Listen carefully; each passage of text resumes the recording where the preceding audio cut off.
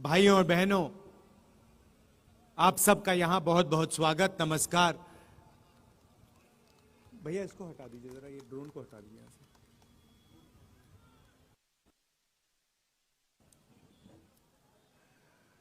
पिछले साल कन्याकुमारी से यहां बहुत बहुत स्वागत, नमस्कार। भैया इसको हटा दीजिए जरा, ये ड्रोन को हटा दीजिए यहां से।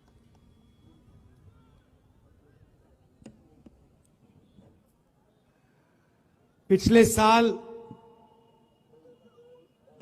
कन्याकुमारी से कश्मीर तक हम भारत जोड़ो यात्रा पे चले। 4000 किलोमीटर समुद्र से हिमालय तक ये यात्रा चली और बहुत सारे लोगों ने रास्ते पर हमें पूछा, इस यात्रा का लक्ष्य क्या है और इस यात्रा को आप पैदल क्यों कर रहे हो। तो हमने समझाया कि देश में आरएसएस की विचारधारा, बीजेपी की विचारधारा ने हिंसा और नफरत फैला रखी है। भाई भाई से लड़ रहा है, एक धर्म का व्यक्ति दूसरे धर्म के व्यक्ति से लड़ रहा है, भाषाओं के बीच में लड़ाई हो रही है, एक जात दूसरी जात से लड़ रही है। और हम चाहते थे जो ये मोहब्बत का देश है, इसमें फिर से, जैसे मैंने कहा, नफरत के बाजार में मोहब्बत की दुकान खुलनी चाहिए।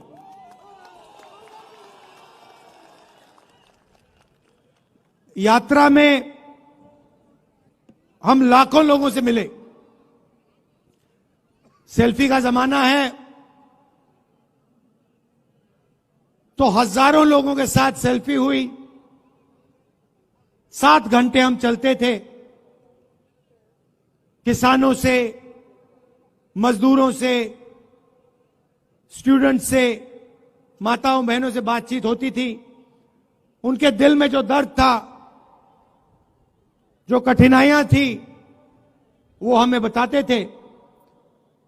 और शाम को 15 मिनट 20 मिनट के लिए हम अपनी बात रखते थे। और हिंदुस्तान की राजनीति पर यात्रा का बहुत बड़ा असर पड़ा। एक विचारधारा जो बीजेपी देश के सामने रोज रखती है, नफरत, हिंसा, उसके खिलाफ एक और नया विजन, एक नई विचारधारा खड़ी हुई, मोहब्बत की। आप जानते हो, नफरत को नफरत नहीं काट सकती। जितनी भी कोशिश कर लो, नफरत को नफरत नहीं काट सकता है। नफरत को सिर्फ मोहब्बत और प्यार काट सकते हैं। तो जिस तरफ वो नफरत की बात करते हैं, देश को बांटने की बात करते हैं, दूसरे तरफ हम मोहब्बत, इज्जत, भाईचारे की बात करते हैं। जब हमने यात्रा खत्म की तो काफी लोग हमारे पास आए, कहते हैं, राहुल जी, आपने कन्याकुमारी से कश्मीर तक यात्रा कर दी, मगर देश का जो राजनीतिक सेंटर है, सोशल जस्टिस का जो सेंटर है, जहां से सामाजिक न्याय की लड़ाई शुरू होती है, वहां से तो आपकी यात्रा गई नहीं। बिहार से आपकी यात्रा गई नहीं, असम से आपकी यात्रा गई नहीं। तो बहुत लोगों ने हमें कहा कि एक यात्रा नॉर्थ ईस्ट से लेकर महाराष्ट्र तक होनी चाहिए। और हमने बात मान ली इसीलिए आज हम आपके सामने खड़े हैं। बिहार में से अब ये यात्रा भारत जोड़ो न्याय यात्रा निकलने जा रही है। शुरुआत मणिपुर में की, वहां हमने बीजेपी की जो विचारधारा है उसको अपनी आंखों से देखा। मणिपुर को 2 भागों में बांट दिया है, भाई को भाई से लड़ा दिया है और पूरा प्रदेश 6-7 महीने से जलता जा रहा है। दुख की बात है कि हिंदुस्तान के प्रधानमंत्री आज तक मणिपुर नहीं गए। शर्म की बात है।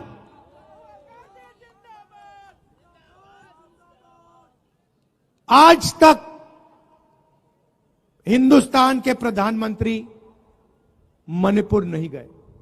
मणिपुर जल रहा है, लोग मारे जा रहे हैं, घर जलाए जा रहे हैं,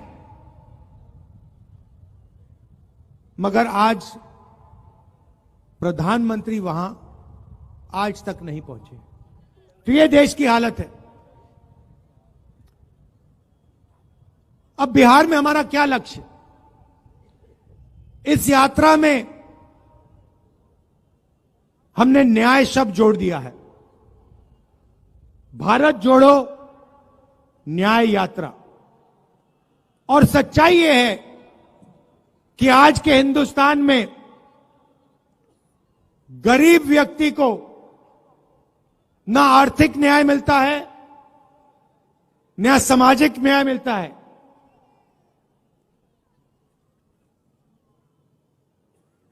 तो इसलिए हमने न्याय की बात जोड़ी है। मोदी जी की सरकार में 2-3 अरबपतियों को हिंदुस्तान का पूरा धन पकड़ा दिया जाता है, चाहे वो एयरपोर्ट हो, पोर्ट्स हो, इंफ्रास्ट्रक्चर हो, अस्पताल हो, यूनिवर्सिटी हो, सारा का सारा 2-3 बड़े उद्योगपतियों को पकड़ा जाता है। मगर जो हाथ से काम करता है, मजदूरी करता है, जो किसान खेती करता है, उसकी सरकार मदद नहीं करती है। उसके लिए बैंक के दरवाजे बंद हैं और उसके लिए नोटबंदी और जीएसटी है। अरबपतियों के लिए बैंक के दरवाजे खुले, प्रधानमंत्री का अफसर खुला का ऑफिस खुला, सरकार के सारे दरवाजे उनके लिए खुले। तो यह बात हम आपके सामने रखना चाहते हैं। बिना सामाजिक न्याय और आर्थिक न्याय के यह देश प्रगति कर ही नहीं सकता है। ये खोखले शब्द हैं। ये जो विकास की बात करते रहते हैं, सामाजिक न्याय के बिना, आर्थिक न्याय के बिना यह काम किया ही नहीं जा सकता है। अंत में मैं आपको एक उदाहरण देना चाहता हूं। पूरा देश जानता है कि देश में सबसे बड़ी आबादी ओबीसी वर्ग की होती है। तकरीबन 50% ओबीसी वर्ग की आबादी है। 15% दलित हैं, 12% आदिवासी हैं, तकरीबन 15% माइनॉरिटी हैं। यह सच्चाई है देश की। यहां जो ओबीसी वर्ग के लोग बैठे हैं, मैं आपको बताना चाहता हूं कि हिंदुस्तान की सरकार को 90 आईएएस अफसर चलाते हैं। देश का पूरा बजट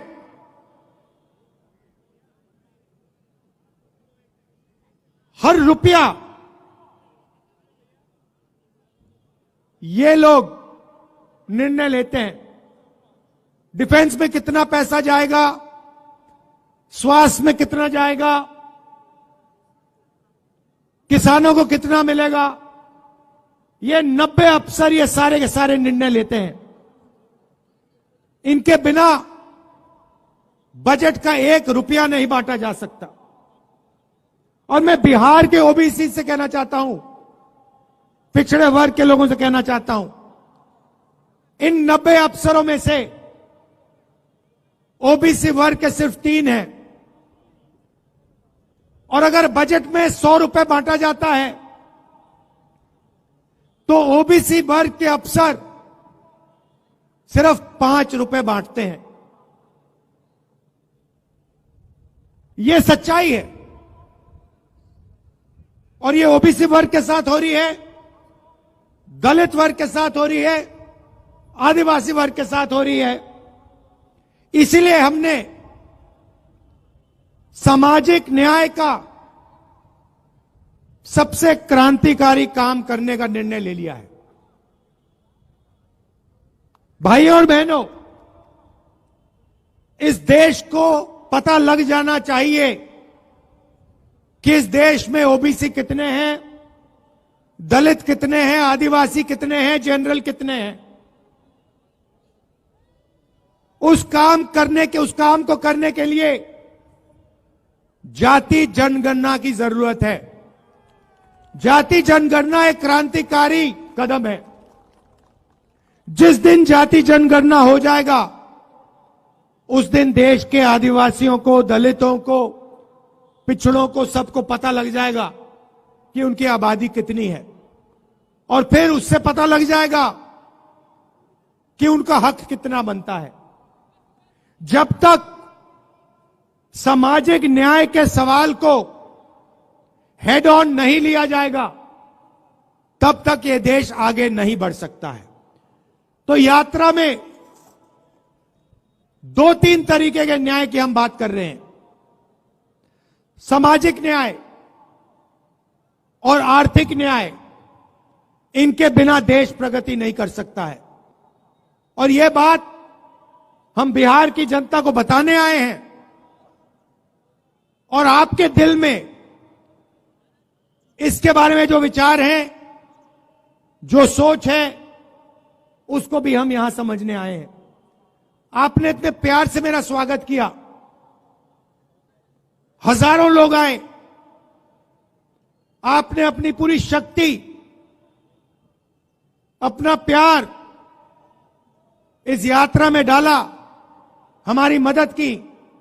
इसके लिए मैं पूरे बिहार को दिल से धन्यवाद करता हूं। आप एक बात मत भूलिए, जब भी देश में सामाजिक न्याय की बात हुई है, बिहार ने लीड ली है, आपने लीड ली है।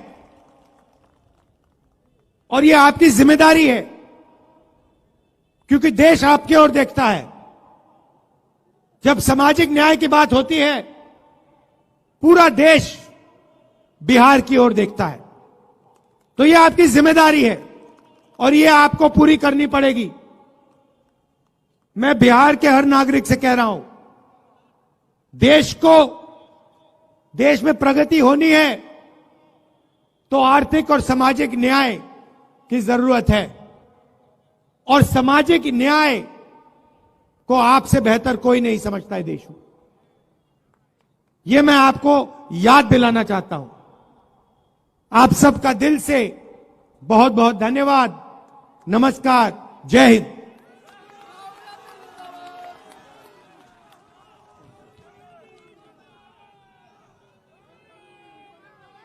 अब यहां के स्थानीय विधायक धन्यवाद ज्ञापन करेंगे। इजहार साहब। अस्सलाम वालेकुम, नमस्कार। आपने आदरणीय राहुल गांधी गठबंधन के नेता हमारे